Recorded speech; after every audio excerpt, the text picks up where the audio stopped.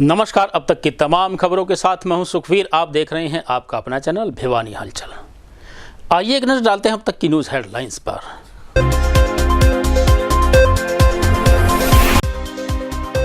जिले में सोमवार को आए 24 नए केस तो 17 हुए ठीक।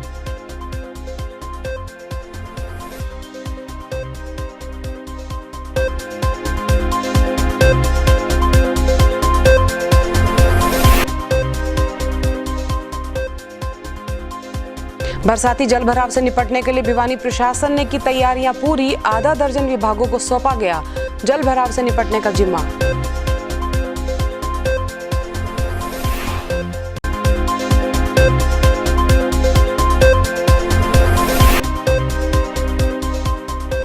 बर्खास्त पीटीआई टीचर्स ने जमकर किया रोष प्रदर्शन। विधायक निवास पर काटा बवाल।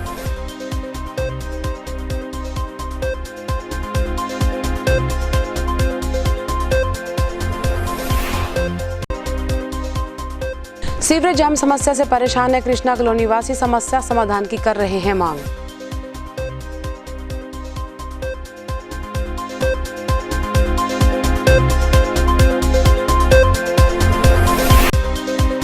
अब कॉलेज में ही बनेंगे लड़कियों के लर्निंग लाइसेंस और पासपोर्ट। हरियाणा सरकार ने लिया बड़ा फैसला।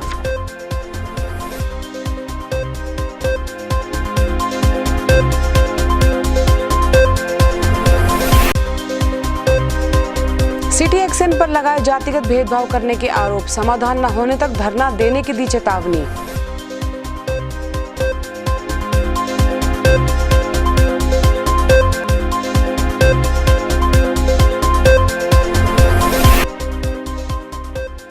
टिकट कटाने के साथ साथ अब देना होगा टेलीफोन नंबर और दिखाना होगा पहचान पत्र। परिचालक को मिला अतिरिक्त बस भार।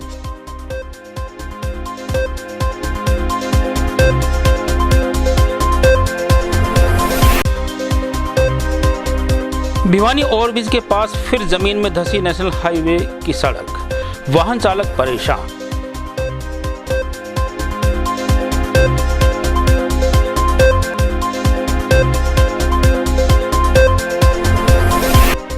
रोटरी क्लब भिवानी ने किया रक्तदान शिविर का आयोजन।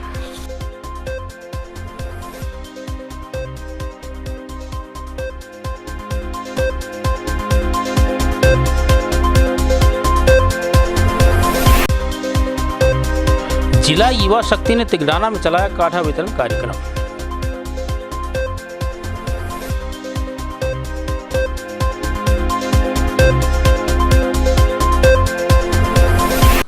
और अब खबरें विस्तार से। भिवानी में कोरोना महामारी से पीड़ित मरीजों की संख्या में हो रहा है निरंतर सुधार। सोमवार को 17 पॉजिटिव केस ठीक होकर पहुंचे अपने अपने घर। यह कहना है मुख्य चिकित्सा अधिकारी डॉक्टर जितेंद्र काद्यान का। वहीं उन्होंने भिवानी वासियों से कोविड-19 को लेकर सभी सावधानियां बरतने की अपील की है।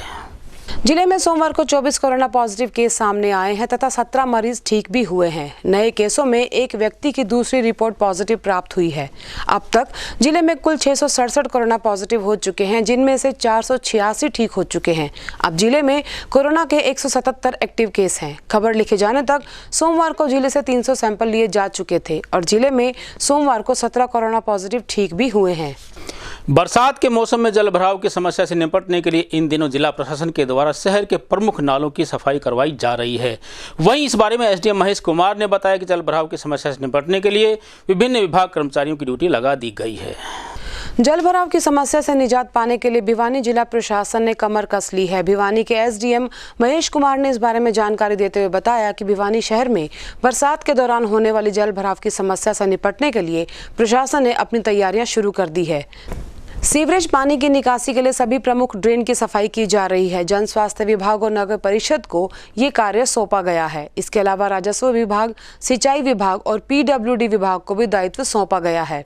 एसडीएम ने बताया कि भिवानी शहर के तराई वाले क्षेत्रों को चिन्हित करके वहां पर जल भराव के दौरान विशेष पंप से जल निकासी की जाएगी। इसके लिए पेट्रोल और डीजल से चलने वाली पानी निकालने वाले पंपों की रिपेयरिंग भी पूरी की जा चुकी है। प्रशासन के पास मौजूद पानी की किश्तियों की जांच भी पूरी की जा चुकी है। उन्होंने बताया कि बरसात के मौसम में अधिक जल भराव होकर बीमारियां न फैले, इसके लिए प्रशासन पूरी तरह से अलर्ट है। भिवानी में पिछले वर्षों में भी सामान्यतः देखा गया है, जैसी बरसात होती है तो जल भराव की समस्या एक काफ़ी बड़ा विकट रूप ले लेती है। तो उस समस्या को अवॉइड करने के लिए, उसके बचने के लिए माननीय उपायुक्त महोदय की अध्यक्षता में मीटिंग की गई है और प्रशासन इसके लिए सतर्क है कि इस तरह की कोई समस्या ना आए। इसके अतिरिक्त मेरे द्वारा भी कई बार शहर के जो नगर परिषद के अंतर्गत आने वाले नाले हैं उनका निरीक्षण किया गया है सफाई व्यवस्था को चेक करने के लिए। शहर में नगर परिषद के 14 नाले हैं जो जिनकी सफाई की व्यवस्था नगर परिषद को सौंपी गई है। इसके अतिरिक्त जो भिवानी जिला है इसमें भी हमारे इरिगेशन डिपार्टमेंट के अंतर्गत भिन्न भिन्न ड्रेन्स हैं जिनकी भी सफाई व्यवस्था चली हुई है। माननीय उपायुक्त महोदय द्वारा public health, irrigation department, B&R department और नगर परिषद और रेवेन्यू डिपार्टमेंट के ऑफिसर्स की मीटिंग भी हुई है इस बारे में। और राजस्व विभाग के अधिकारियों को निर्देश दिए गए हैं कि वो अपने अपने क्षेत्र में पड़ने वाले नहरी नालों की सफाई की व्यवस्था चेक करें ताकि किसी भी प्रकार के जल भराव की समस्या को निपटान समयबद्ध तरीके से किया जा सके। सर, जो तराई वाले क्षेत्र हैं वहाँ जल भराव यदि होता है तो उनको निकालने के लिए क्या मोटर पंप या बोट वगैरह इस तरह की उनकी एक्सरसाइज क्या हो पाई है? इसके लिए जो एक निरीक्षण भी किया गया है हमारी टीम के द्वारा, जो हमारा इरिगेशन डिपार्टमेंट है उनके पास जितने भी आपके डीजल से और पेट्रोल से चलने वाले पंप सेट्स हैं उनका निरीक्षण किया गया है। उनकी रिपेयर लगभग सभी की हो चुकी हैं। इसके अतिरिक्त जितनी भी ड्रेन्स हैं उनका भी निरीक्षण किया जा रहा है। तो एक्सपेक्टेड यही है कि जहाँ भी जो हमारे जहाँ पे पानी ज़्यादा इकट्ठा होता है उनके लिए बिजली के जो कनेक्शन लिए जाने हैं वो लिए जा चुके हैं। और इसके अतिरिक्त जो दूसरी व्यवस्था है जैसे कि आपके डीजी सेट्स हैं तो उनकी व्यवस्था की जा चुकी है। सोमवार को बर्खास्त पीटीआई अध्यापकों के समर्थन में विभिन्न कर्मचारी संगठनों से संबंधित कर्मचारियों ने भिवानी के विधायक घनश्याम सर्राफ के आवास पर जाकर बवाल काटा और उनका घेराव भी किया। वहीं कर्मचारी नेताओं ने 18 जुलाई को जींद में होने वाले प्रदेश स्तरीय प्रदर्शन की जानकारी भी दी। बर्खास्त पीटीआई टीचरों ने अपने कर्मचारी संगठनों के साथ मिलकर विधायक निवास पर रोष प्रदर्शन करते हुए काफी देर तक बवाल काटा। आपको बता दें कि प्रदेश के 1983 पीटीआई टीचर्स को कोर्ट के आदेश पर सरकार द्वारा हटा दिया गया था, जिसके बाद से प्रदेश भर के बर्खास्त पीटीआई टीचर आंदोलनरत है। भिवानी में क्रमिक अनशन के साथ अनिश्चितकालीन धरने पर बैठे पीटीआई टीचर्स ने कर्मचारी संगठनों को साथ लेकर बच्चों के साथ शहर में रोष प्रदर्शन किया। प्रदर्शन करते हुए विधायक घनश्याम सर्राफ के निवास पर पहुंचे और काफी देर तक वहां जमकर बवाल काटा। प्रदर्शन में सर्व कर्मचारी संघ, हरियाणा कर्मचारी महासंघ, C2, इंटक सहित कई कर्मचारी संगठन शामिल हुए। इस दौरान भारी पुलिस बल तैनात किया गया। प्रदर्शन की अगुवाई करते हुए सर्व कर्मचारी संघ के जिला प्रधान सुखदर्शन सरोहा ने कहा कि सरकार द्वारा पीटीआई टीचर्स को हटाकर घर से बेघर किया गया है। नौकरी बहाली की मांग को लेकर अब आर पार की लड़ाई लड़ी जाएगी।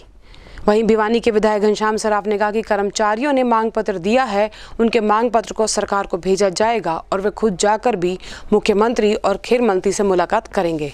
आज जो पीटीआई लगातार 29वें दिन धरने पर जारी है और आज विधायक का जो घेराव करने के लिए आए थे, हम तो एक ही मांग करते हैं कि सरकार तुरंत इनको बहाल करे और अपनी विधायक शक्ति का इस्तेमाल करते हुए कानून बनाए। ये जो कमेटी का गठन किया है इसका हम विरोध करते हैं।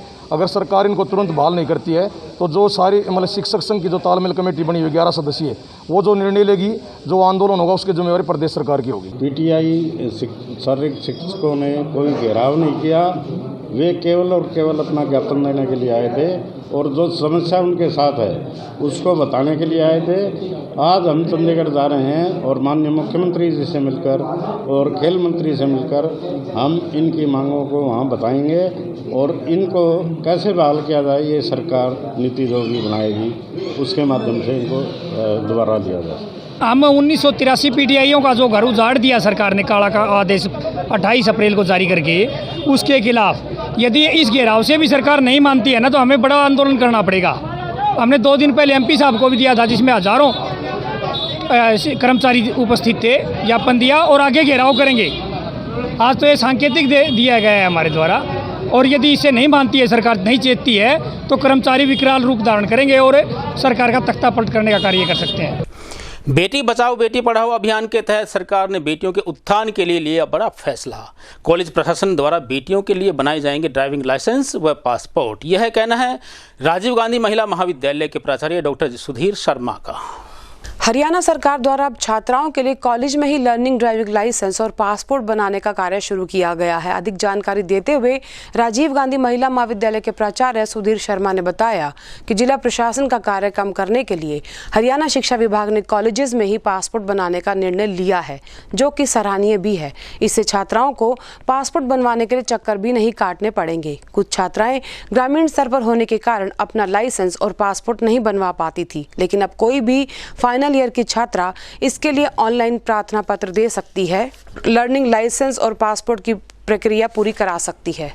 विद्यार्थियों को सुविधा के लिए, क्योंकि ड्राइविंग लाइसेंस आज के समय में प्रत्येक व्यक्ति के पास जो भी किसी प्रकार से ड्राइविंग करने का प्रयास करता है उसके लिए आवश्यक है, और जिला प्रशासन के काम को कम करने के लिए और इस काम में तीव्रता और एफिशिएंसी लाने के लिए, क्योंकि हमारे खुद के विद्यार्थी होते हैं, उनके बारे में हमें अच्छी प्रकार से पता होता है, तो एक जो आइडेंटिफिकेशन की आवश्यकता होती है वो यहाँ पर अपने आप हो जाती है। तो सरकार का बहुत अच्छा कदम है, और उस कदम के तहत यहाँ बच्चों के ड्राइविंग लाइसेंस के लिए सरकार के द्वारा दिशा निर्देश आए हुए हैं, और महाविद्यालय प्रशासन और हरियाणा के सभी महाविद्यालय के प्राचार्य इस बारे में अवगत हैं, और जैसे ही विद्यार्थियों की कोई किसी प्रकार की एप्लीकेशन आती है उस एप्लीकेशन पे वो तुरंत कार्रवाई करके उसको क्रियान्वित करते हुए उसका एक मूर्त रूप देते हैं। पासपोर्ट के बारे में पीछे हरियाणा सरकार के दिशा निर्देशन में उच्च शिक्षा निदेशालय की तरफ से 9 जून को हमारे पास पत्र आया कि स्थिति बताई जाए कि पिछले सत्र में कितने विद्यार्थियों के द्वारा एप्लीकेशन दी गई और कितने विद्यार्थियों के पासपोर्ट बने। तो उस स्थिति में गत वर्ष में हमारे पास 8 विद्यार्थियों के एप्लीकेशन आए जिनके पासपोर्ट बने, और इस साल हमारे पास 6 एप्लीकेशन बच्चों की आ चुकी हैं जिनके पासपोर्ट के लिए हम कार्रवाई कर रहे हैं। हमने एक प्रोफेसर साहिबान को इस काम के लिए नोडल ऑफिसर बनाया हुआ है। जिस प्रकार से ड्राइविंग लाइसेंस के लिए नोडल ऑफिसर और उसके संबंध में जो भी जिस प्रकार की सूचनाएं सरकार के द्वारा मांगी गई हैं वो सरकार के पास इस बारे में भेज दी गई हैं, और उसी प्रकार से पासपोर्ट के लिए भी हम कार्रवाई कर रहे हैं, क्योंकि बहुत बड़ी समस्या आती है, विद्यार्थी का समय भी खराब होता है और प्रशासन के साथ भी असुविधा रहती है। तो इसलिए ये एक अच्छा कदम है। दूसरा मेरा कहने का अभिप्राय ये है कि क्योंकि महाविद्यालय में अधिकतर छात्राएं ग्रामीण क्षेत्र से आती हैं, तो ग्रामीण क्षेत्र के विद्यार्थियों का विदेश से किसी प्रकार की हायर एजुकेशन प्राप्त करने के लिए या किसी प्रकार के रोज़गार पर के प्रोफेशनल कोर्स के लिए उनका जाना कम संभव हो पाता है। तो जो विद्यार्थी सामर्थ्य होते हैं या जिन विद्यार्थियों के द्वारा इस प्रकार की जिज्ञासा दिखाई जाती है उनके लिए एक मील के पत्थर के रूप में काम करेगा। ये सोमवार को बिजली निगम की पिछड़ा एवं अनुसूचित जाति यूनियन ने विभाग अधिकारियों पर उन्हें प्रताड़ित करने के आरोप लगाए हैं। वहीं कर्मचारी नेता ने भेदभाव दूर करने की मांग पूरी नहीं होने पर निगम अधिकारियों के खिलाफ धरना देने की चेतावनी दे डाली। भले ही सूबे के मुखिया मनोहर लाल हरियाणा एक हरियाणवी एक का नारा देते हों, पर समय समय पर सूबे में जातिगत आरोप प्रत्यारोप का सिलसिला जारी रहता है। ताज़ा मामला भिवानी का है, जहां पिछड़ा वर्ग और अनुसूचित जाति यूनियन के कर्मचारी नेताओं ने सिटी एक्सीएन पर कर्मचारियों का तबादला जातिगत आधार पर करने और पिछड़े अनुसूचित जाति के कर्मचारियों को प्रताड़ित करने के आरोप लगाए हैं। पिछड़ा एवं अनुसूचित जाति यूनियन नेताओं का कहना है कि सिटी एक्सीएन स्वर्ण जाति से है, जो कि पिछड़ा वर्ग और अनुसूचित जाति के कर्मचारियों को फील्ड में रखते हैं और अपने चहीतों को ड्यूटी के नाम पर बिना काम के वेतन भी दे रहे हैं। उन्होंने कहा कि ये भेदभाव जब तक दूर नहीं किया जाएगा तब तक उनका धरना और विरोध जारी रहेगा। जाति जनजाति एवं पिछड़ा वर्ग कर्मचारी यूनियन है, रजिस्ट्रेशन नंबर इसका 417 है। हमारी यूनियन पूरे हरियाणा में काम कर रही है और हमारी यूनियन से संबंधित जो मांगे हैं उनका एक मांग पत्र हमने एक्शन सिटी को दिया था। उसके बाद हमने नोटिस दिया, उसके बाद एक्शन सिटी बार बार टाइम दे रहे हैं लेकिन मिलने का नाम नहीं ले रहे। लास्ट टाइम मीटिंग हुई तो मीटिंग में इन्होंने मना कर दिया कि भाई जो चहेते टेक्निकल कर्मचारी उन्होंने अपने दफ्तरों में बिठा रखे हैं।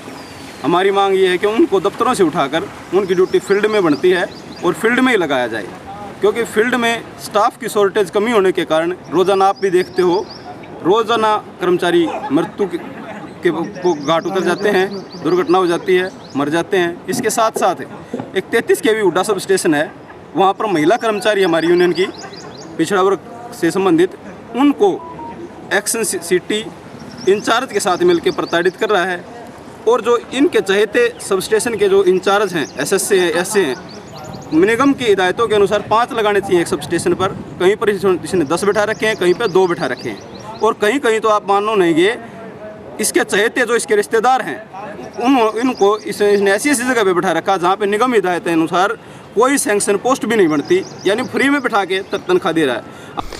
कोविड-19 के चलते हरियाणा रोडवेज विभाग के आदेशानुसार परिचालक द्वारा यात्रियों से पूछा जाएगा उनका मोबाइल नंबर व उनका पहचान पत्र। इस बारे में दादरी डिपो के परिचालक संदीप कुमार ने बताया कि टिकट काटते समय दोनों ही जानकारियां एकत्रित की जाएंगी। हरियाणा रोडवेज विभाग मुख्यालय के आदेशानुसार अब परिचालक टिकट काटने के साथ साथ आपका टेलीफोन नंबर भी लिखेगा और साथ ही आपका पहचान पत्र भी देखा जाएगा।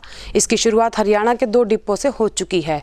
दादरी डिपो के परिचालक संदीप कुमार ने बताया कि विभाग के आदेशानुसार यात्रियों को अब टिकट के साथ साथ उनके गांव और टेलीफोन नंबर भी लिखा जा रहा है और साथ ही कोविड-19 के चलते बस में नंबर 1 से 5 नंबर तक की सीट भी खाली रखी जा रही है। उन्होंने बताया कि कोविड-19 के चलते निर्णय लिया गया है। इसी के साथ यदि कोई अपना सामान बस में भूल भी जाता है तो उसे भी फ़ोन से कांटेक्ट करके सामान देने में आसानी रहेगी। ये दादरी डिपो चरखी दादरी डिपो की बस है। इसमें 1 से लेकर 5 नंबर तक सीट पर कोई सवारी नहीं है और जो सवारी बैठी है उसके बाद मोबाइल नंबर, एड्रेस, कहाँ से कहाँ तक जाएगी, ये सब लिखा जा रहा है। हर आदमी को डिस्टेंस में बैठाया गया है। तो सर कितने सवारी बैठाने के आदेश है आपसे? 30 सवारी बैठाने के आदेश है। 30 सवारी बैठाने के बाद में रास्ते में अगर बाय द वे सवारी करती है तो उनको बैठाया जाएगा। 2 सवारी करते हैं 2 बैठाने का 3 बैठाने। सोमवार को सीवरेज समस्या को लेकर कृष्णा कॉलोनी स्थित योगाश्रम वाली गली निवासियों ने संबंधित विभाग के खिलाफ प्रदर्शन किया।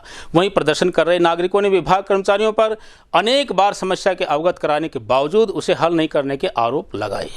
पिछले लंबे समय से सीवरेज ब्लॉक की समस्या झेल रहे स्थानीय कृष्णा कॉलोनी स्थित योगाश्रम गलीवासियों ने आज जमकर रोष प्रदर्शन किया। क्षेत्रवासियों के अनुसार वे इस समस्या से पिछले काफी समय से रूबरू हो रहे हैं और संबंधित विभाग को भी इसके बारे में अवगत करा चुके हैं। उनका कहना था कि बार बार शिकायत देने के बाद भी उनकी समस्या जस की तस बनी हुई है। क्षेत्रवासियों ने तुरंत अपनी समस्या के समाधान किए जाने की मांग प्रशासन से की। महेंद्र पवार है, यहाँ कृष्णा कॉलोनी योगाश्रम वाली गली के हम सभी निवासी हैं। ये समस्या जो आपको दिखाई दे रही है पिछले 3 साल से समस्या है। आते हैं PWD विभाग के आदमी, थोड़ा सा इसको शुरू करके फिर छोड़ जाते हैं। यह पानी और फ्लो लगातार बहता है। सीवर का दुर्गंध वाला पानी है, देख भी सकते हैं कितना बुरा हाल है यहाँ पर। यहाँ रहना सबसे ज़्यादा मुश्किल काम हो रहा है। हम विभागों के चक्कर काट काट के परेशान हो गए, किसी ने हमारी कोई सुनवाई नहीं की। मच्छर पनपते हैं, छोटे छोटे घरों में बच्चे हैं, मच्छर डेंगू मलेरिया के मच्छर पनप रहे हैं। कोरोना से ज़्यादा भयानक बीमारी ये है दुर्गंध वाला। यहाँ को रह के दिखाए 10 दिन भी नहीं रह सकता, लेकिन हम यहाँ से 3 साल तो काट दिए। हम चाहते हैं प्रशासन से गुहार है हमारी कि जो भी संबंधित अधिकारी है उसको निर्देश दिया जाए, इस समस्या से निजात दिले ताकि सभी कॉलोनी वासी सुखी रह सकें। पिछले 3 सालों से मैं देख रहा हूँ कि इस गली का कोई निशान नहीं है। कई जगह हमने कंप्लेन की, MC साहब के पास गए, हम हर जगह गए और इतना बुरा हाल है। आप खुद ही देख सकते हैं कि पानी कोरोना से बुरा पानी है। इस पे बीमारी अभी डेंगू मलेरिया पता नहीं क्या क्या है, बच्चे परेशान, पूरा मोहल्ला परेशान। आप देख सकते हैं बिल्कुल भी हम बड़े परेशान हैं, हर जगह जा जाकर थक लिए। अभी महेंद्र जी ने बोला वही, हम दोनों कभी कभी हम MLA के पास गए, कभी SDO के पास, कभी जय के पास। SDO तो खुद आकर देख भी गया, मौका हो जाएगा सर, हो जाएगा, हम इस सांत्वना देते हैं। तो हमारी आपसे यही विनती है कि हमारा इसका सोल्यूशन कराया जाए। मैं कृष्णा कॉलोनी योगाश्रम के रहने वाले निवासी स्थान है। यहाँ 3 साल से सीवर ब्लॉक है, पानी बहुत इकट्ठा हो जाता है। MC नहीं सुनता, PWD वाले आते हैं वो भी सुनवाई नहीं करते क्योंकि बच्चे छोटे छोटे हैं। मच्छर डेंगू बहुत मच्छर है, कोरोना की बीमारी है, हमें समाधान मिलना चाहिए। ये सारी गली है, MC सुनता नहीं, सारा ये पानी भरा पड़ा है। सारे जाते हैं MC के पास, अगला सुनता नहीं हमारी कोई भी। हम क्या करें, छोटे छोटे बच्चे हैं। भिवानी के मेहताब चौक सर्कुलर रोड पर बनी सड़क एक बार फिर से धंस गई है। गौरतलब है कि लोहारू रोड पर बने ओवर ब्रिज के पास बनी सीसी सड़क बार बार जमीन में धंस जाती है और ऊपर से देखने पर यहाँ सुरंग सी नजर आती है जो बड़े बड़े हादसों को निमंत्रण देती हुई नजर आ रही है। भिवानी के मेहताब सिंह चौक पर नेशनल हाईवे की सड़क फिर ज़मीन में धंस गई है। गौरतलब है कि भिवानी लोहारू की तरफ जाने वाले मेहताब चौक के पास से ओवर ब्रिज तक बनी सीसी सड़क बार बार ज़मीन में धंस जाती रही है।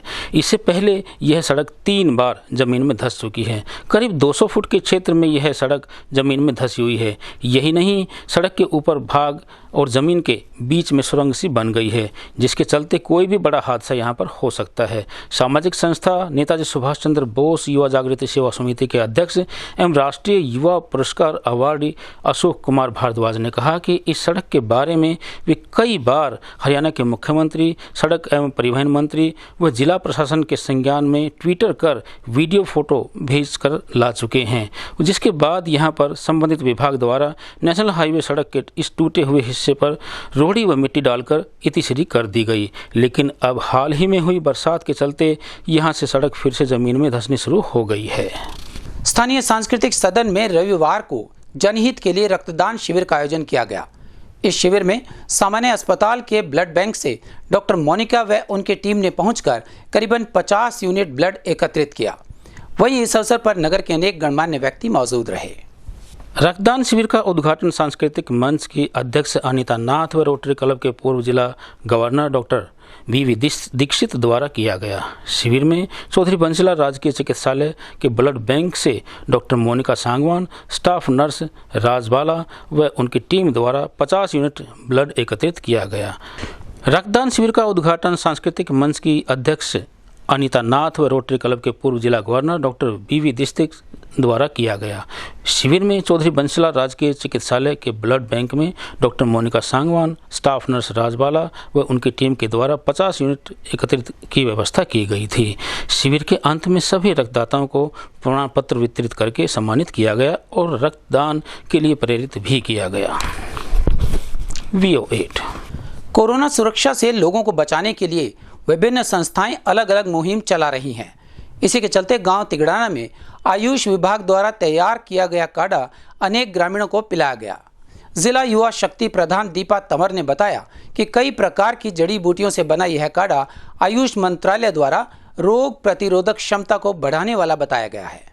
जिला युवा शक्ति प्रधान दीपा तंवर के संयोजन में आज गांव तिगड़ाना में आयुष विभाग द्वारा तैयार किया गया कोरोना रोधक काढ़ा ग्रामीणों को पिलाया गया। इस अवसर पर दीपा तंवर ने बताया कि भिवानी महापंचायत के संयोजक संपूर्ण सिंह द्वारा क्षेत्र में चलाई गई कोरोना रोकथाम मुहिम के तहत ग्रामीणों को काढ़ा पिलाया गया है। उन्होंने कहा कि आयुष विभाग द्वारा मुहैया करवाए गए इस काढ़े में सौंठ, दालचीनी, काली मिर्च, तुलसी सहित कई प्रकार की जड़ी बूटियाँ शामिल हैं। और अब चलते चलते फिर से एक नज़र आज की न्यूज़ हेडलाइंस पर।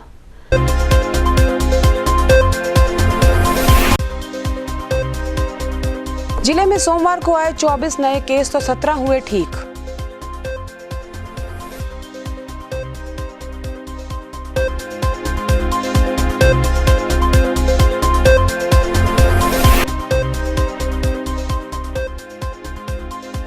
बरसाती जल भराव से निपटने के लिए भिवानी प्रशासन ने की तैयारियां पूरी। आधा दर्जन विभागों को सौंपा गया जल भराव से निपटने का जिम्मा।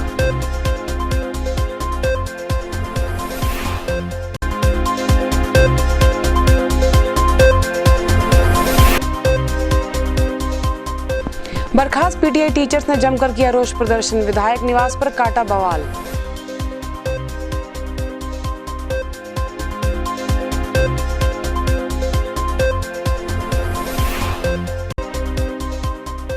सीवरेज जाम समस्या से परेशान है कृष्णा कॉलोनी वासी, समस्या समाधान की कर रहे हैं मांग।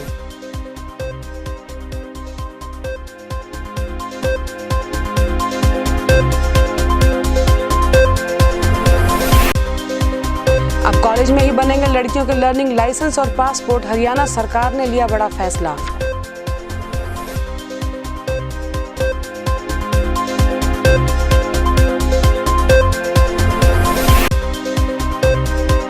सिटी एक्शन पर लगाए जातिगत भेदभाव करने के आरोप। समाधान न होने तक धरना देने की दी चेतावनी।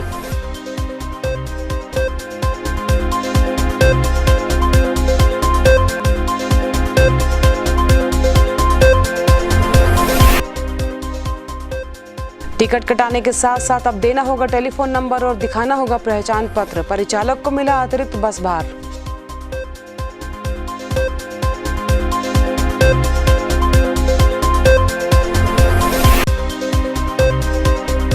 भिवानी ओवरब्रिज के पास फिर जमीन में धंसी नेशनल हाईवे की सड़क, वाहन चालक परेशान।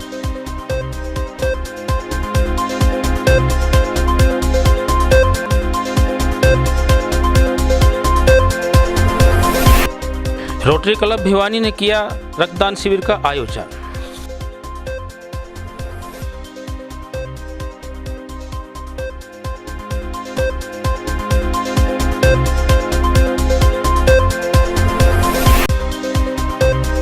जिला युवा शक्ति ने तिगड़ाना में चलाया काढ़ा वितरण कार्यक्रम।